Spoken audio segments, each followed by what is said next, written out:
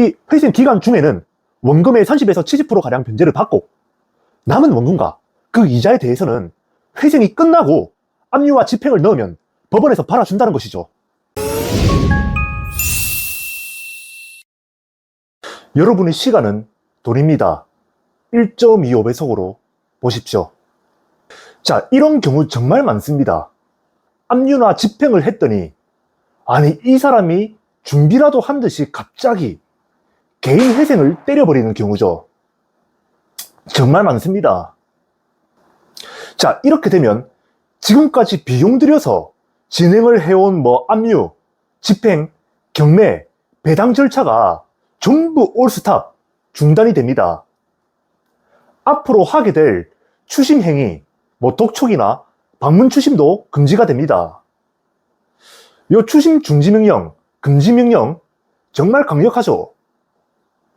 법원에 예납금까지 냈는데 되려 한 푼도 못 받고 허탈하게 끝이 나버리는 거죠. 상당히 절망감에 빠지셨을 겁니다.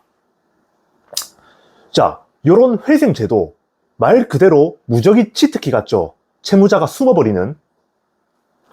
자, 그런데 여러분, 이 채무자가 생각 없이 단순히 채권 추심을 피하기 위해서 무지성으로 회생을 넣었을 때 되려 우리가 채권을 더 잘 회수할 수 있는 경우가 있습니다.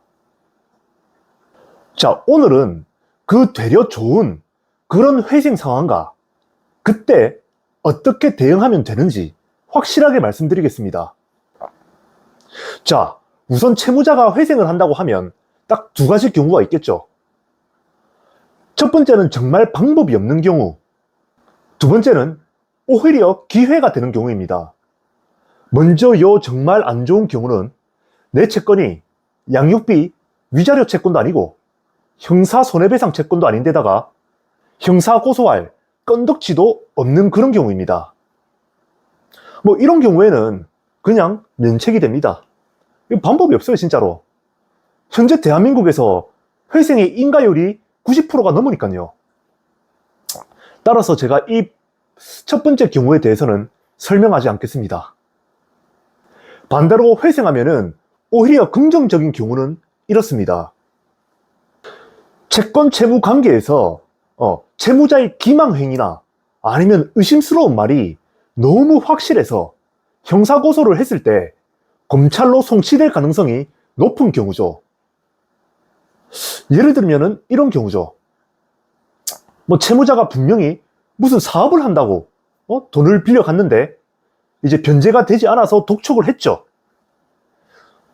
그래서 이제 독촉을 하는 와중에 사업에 지출한 내역을 보여달라 하니까 막 채무자가 엄청 당황해하면서 말을 횡설수설하는 경우입니다. 용도 사기죠. 혹은 우리가 변제가 되지 않아서 신용조사, 재산조사를 해보니까 이미 돈을 빌려갈 당시 차용증을 작성할 당시 그 당시부터 이미 신용불량의 채무초과 상태였던 경우죠. 이 경우도 변제 능력을 기망한 채무초과 상태 사기입니다.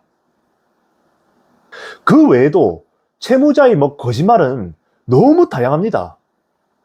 실제로 어저께도 상담이 왔습니다. 추석 연휴인데 채무자의 아버지가 검사 출신 변호사인데 주식 투자를 어떤 종목에 하게 되면은 100% 수익이 나니까 투자 목적으로 돈을 빌려달라는 등 이런 말 같지도 않은 말들을 많이 합니다. 채무자들이. 거짓말이 DNA 깊게 박힌 종족들이니까요. 자, 이런 모든 경우에서 형사건으로 벌금형이라도 처벌을 받게 된다고 하면 그 채권은 회생해서도 면책이 되지 않는 그 비면책 채권이 돼버립니다. 비면책 채권이란 회생이 끝나더라도 그 채권에 대해서는 남은 원금과 이자에 대해서 그대로 추심이 가능한 채권을 뜻하는 거죠. 자, 결론을 얘기하자면 여러분들께서 채무자 회생 변호사로부터 자료 송부서를 받게 된다고 하면 형사고소부터 준비를 하십시오. 자, 그런데 이 형사고소마저도 형사고소를 접수하는 타이밍이 중요합니다.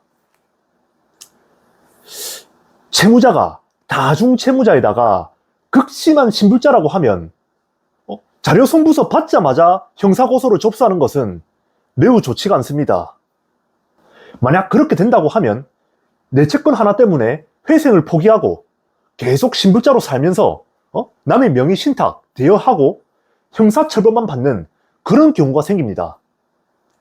따라서 무조건 다중채무자가 이제 회생에 들어갈 때는 형사고소를 인가 결정이 떨어지고 나서 그때 접수를 하십시오. 제가 이제 최적의 시기라고 판단하는 것은 인가 결정 떨어지고 나서 6개월 뒤입니다.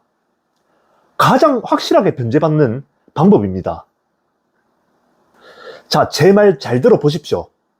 이렇게 인가 결정 떨어지고 나서 6개월 뒤에 벌금형이라도 떨어지게 된다고 하면 저희 채권은 비면책 채권이 돼버립니다. 이 회생 기간 중에는 원금의 30에서 70%가량 변제를 받고 남은 원금과 그 이자에 대해서는 회생이 끝나고 압류와 집행을 넣으면 법원에서 팔아준다는 것이죠.